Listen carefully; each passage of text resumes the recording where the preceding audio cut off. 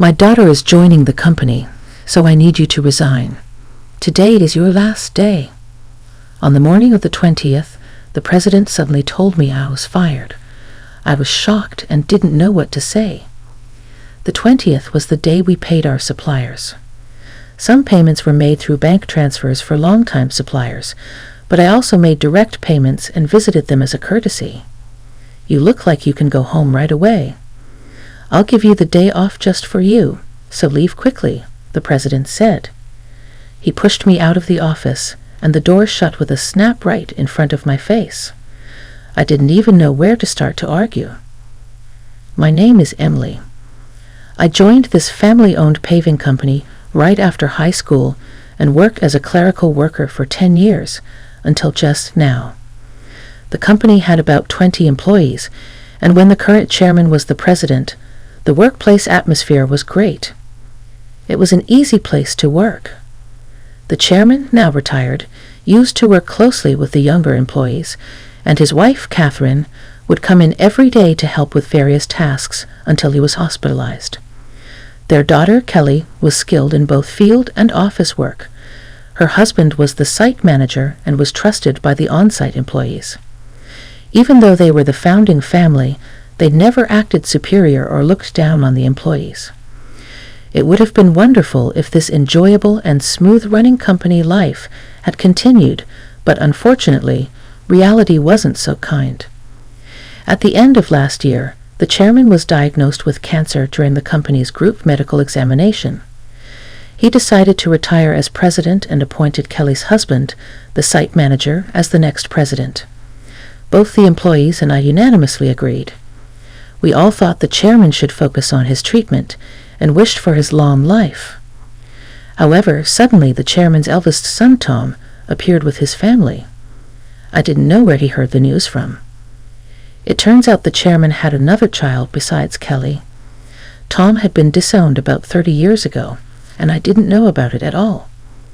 According to the senior employees, Tom was a troublemaker in his youth and often had run-ins with the police. Whenever he caused problems, the chairman and Catherine would go and apologize. After dropping out of high school, he got involved in multi-level marketing and fraudulent activities, which finally led the chairman to disown him. Despite being out of touch for a long time, Tom suddenly appeared one day, pleading with his father, "Dad, I've realized my mistakes. Please forgive me." I was shocked to witness this in our small company, where the president's office and clerical room were one and the same. Tom expressed a desire to reconcile and work in the company, but his past made it hard to believe his sincerity. "I apologize to everyone, but I ask you to give Tom another chance," the chairman said, pleading with everyone present. Kelly and the senior employees knew about Tom's troubled history and couldn't fully celebrate, but they couldn't refuse the chairman's heartfelt request either. So Tom and his family moved into the annex of the chairman's house, with Tom becoming an employee and his wife taking on household duties. I saw their daughter only once when she visited the company. She seemed to be a college student. The chairman believed Tom had changed for the better after facing hardships in life. Catherine was overjoyed that Tom had returned with his family, talking about rebuilding the company together. However, soon after, a problem emerged. Tom insisted on something. "I'm the eldest son, so I should be the next president," declared Tom, straining his relationship with Kelly and the site manager. Despite pretending to work diligently in front of the chairman, Tom actually did very little. He frequently made demeaning remarks like, "Physical labor is for the workers, and you're all just worker ants. Work silently." Naturally, his behavior quickly made him unpopular with everyone. Some of the younger employees even went directly to the chairman, saying, "I can't work under these conditions." However, both the chairman and Catherine pleaded with everyone, saying, "We will talk to Tom about this. Please try to see the bigger picture." Then, due to stress or other reasons, the chairman's cancer suddenly worsened, and he was hospitalized 3 months ago. Tom declared, "I am the president," despite employees advising the chairman and Catherine to stick with their original plan of appointing the site manager as president.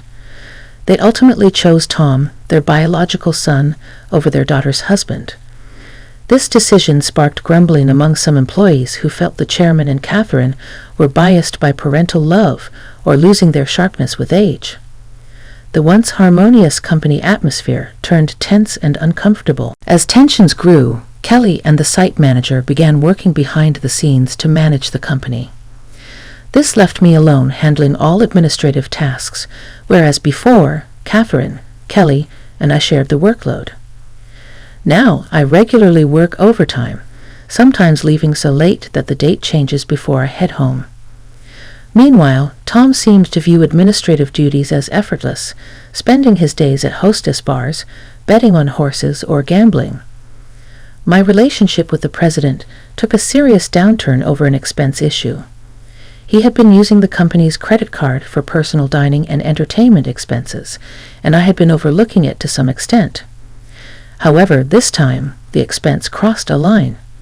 With apprehension, I handed the receipt back to him. "I can't approve this expense," I told him. "What? Why not?"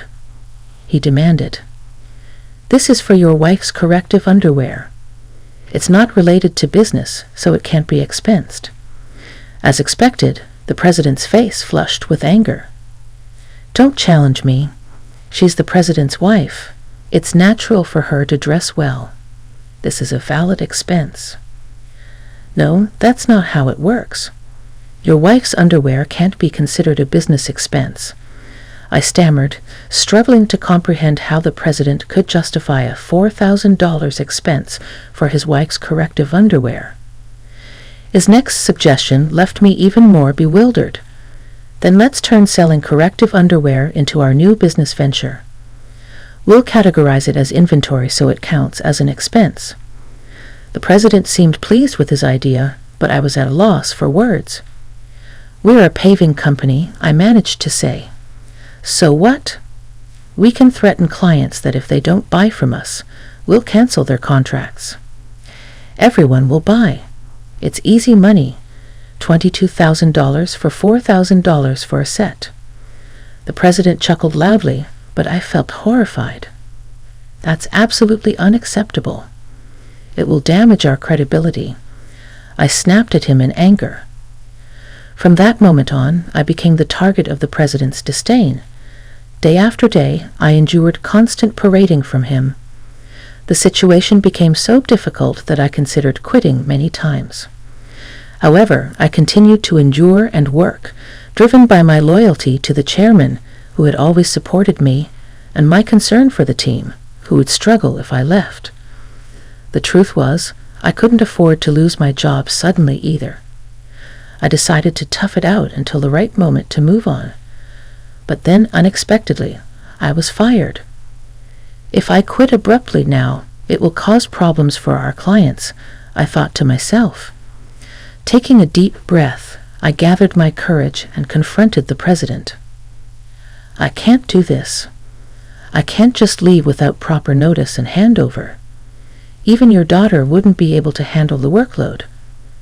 Besides, today is the day we need to handle payments," I said in one breath, fully expecting the president to erupt in anger. As expected, the president's face turned red with anger. "Shut up. I told you to resign because my daughter is joining the company. Today is your last day. After the payment, let them wait until they come to collect it. There's no need to pay them up front. Excuse me, isn't it normal to pay for something once you buy it?" I was shocked and explained it patiently, as if talking to a child. But the president responded with something so unreasonable that I couldn't believe he was being rational.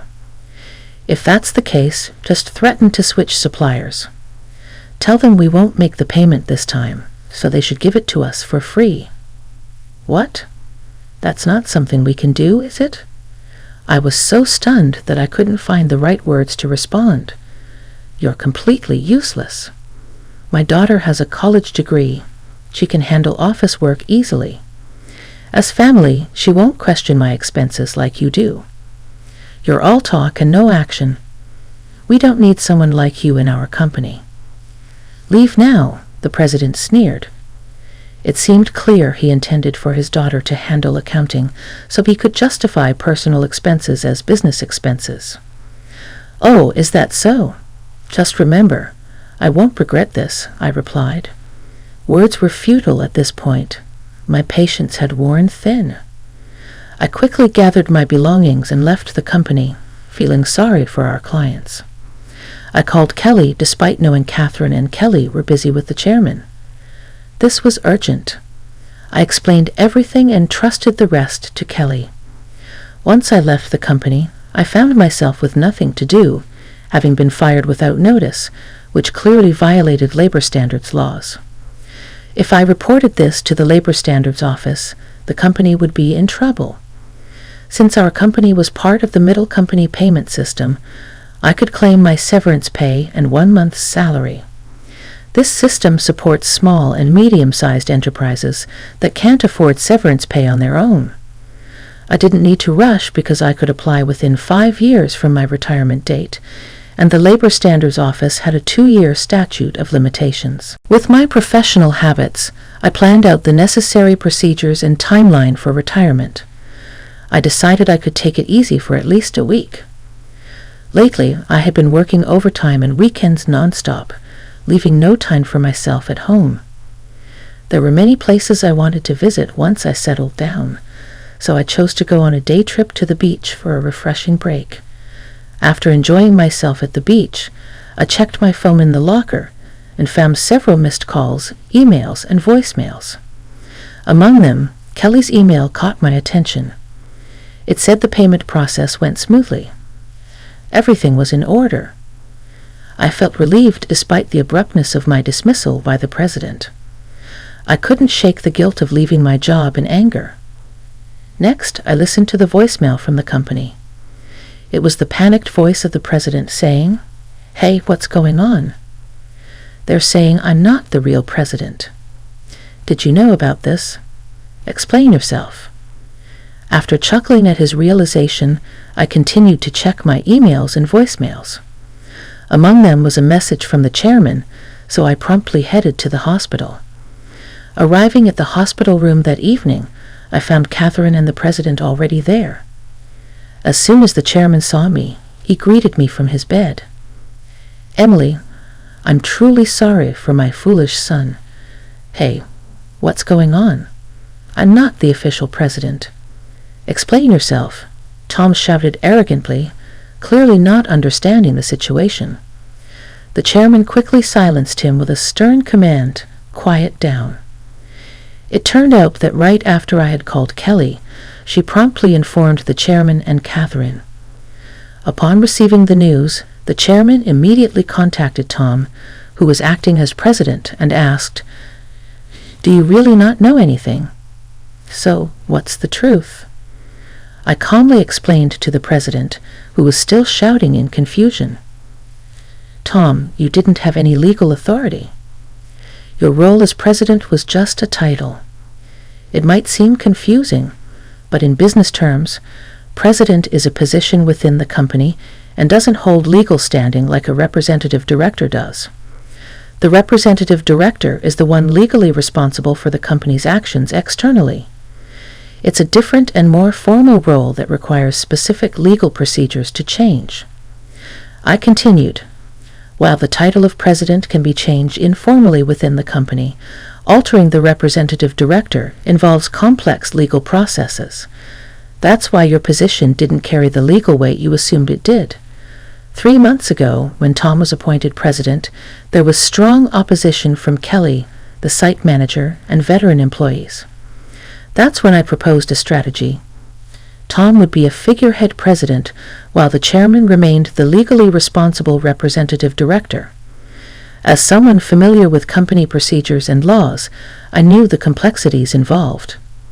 Under my plan, if Tom showed genuine dedication and won over all employees, then we would initiate the legal process to formalize his presidency.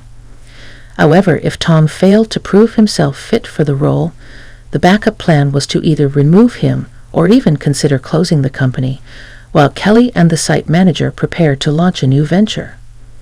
Kelly doubted Tom's ability to change. The chairman and Catherine continued to believe in Tom until he unfairly dismissed me, which seemed to awaken them to his shortcomings. If you want to be a leader, learn and take care of your employees. I've told you this many times, the chairman emphasized. Tom retorted, it's not a big deal, right? Can't we just handle the procedures now? No, it's not possible, the chairman explained. Our company offers stocks to employees who want them, and many of them own shares. Emily owns 10%, making her a major shareholder. We can't disregard her views, and other shareholders won't support you either. As the president began to understand the gravity of the situation, his face paled. What? I don't have any shares. None? I plan to pass on my shares to you once you prove yourself as president. I'm deeply disappointed in you. Were you only interested in my wealth, thinking I didn't have much time left? The chairman slumped in despair, and Catherine remained silent, visibly upset. Defiantly, the president responded, Well, I'm the eldest son. What's wrong with taking what's rightfully mine? The company belongs to me? I can't forgive you anymore, the chairman declared. The chairman bears full responsibility as the representative director of this company. Moreover, I'm a shareholder. I have the right to call for a shareholders' meeting and propose your removal. I asserted it firmly. The president's face drained of color as he grasped the implication of removal. You mean I could be fired? Dan, you were just a clerk. Tom, Emily is right. At this point, no one will support you. Emily was the only one who spoke up to give you a chance. Catherine interjected. Then Catherine turned to me. Emily, I owe you a sincere apology. I regret causing you trouble because of my love for my son. Please tell me what you'd like to do. I confronted the president directly. Mr. President, I no longer wish to work under your leadership, so I am resigning immediately. However, I expect to receive my severance pay along with 1 month's salary, including unpaid overtime and holiday pay. As a shareholder, I will also take action through the Labor Standards Office to remove anyone who is detrimental to the company. I spoke calmly, and as I did, the president's complexion shifted from pale to completely white. Continuing, I informed them how Kelly had been actively visiting clients and successfully promoting our new company. Many clients had already decided to switch from our current company to the new one, and most of our employees were planning to follow suit. That's impossible. I'll sue you, the president threatened, his voice cracking. But the chairman intervened firmly. I am the representative director. You have no such authority. The president collapsed to his knees, and I felt a mix of emotions. Regret, disappointment, and a sense of closure. Mr. President, it's unfortunate it had to end this way. If you had changed your approach upon returning, things might have been different. There were ample opportunities for understanding. If you had made efforts to learn and adapt, ultimately, it was the president himself who squandered those chances. A classic case of reaping what one sows. In the aftermath, the chairman decided to shut down the company, leaving Tom unemployed. The president's wife attempted to sell corrective underwear, but it didn't succeed. They faced legal issues for aggressive sales tactics and were eventually arrested for involvement in a pyramid scheme. When Kelly returned to her parents' home, she found boxes of unsold underwear left behind. As for the daughter, she found employment elsewhere. Although the specifics are unknown, I now work happily at Kelly's and the site manager's new company. I cherish my relationships with others and strive to live authentically each day.